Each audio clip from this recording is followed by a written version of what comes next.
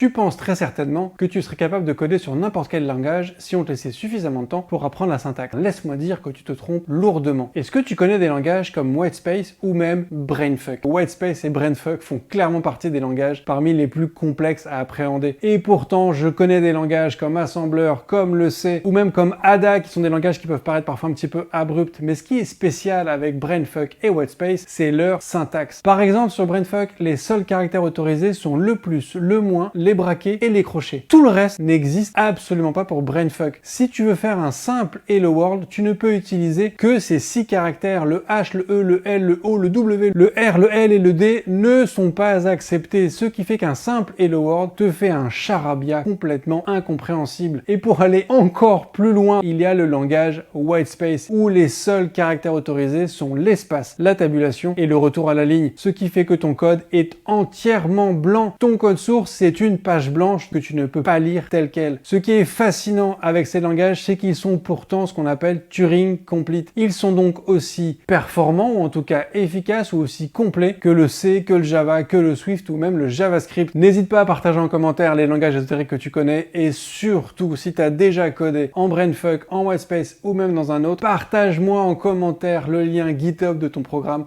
J'ai hâte de voir ça.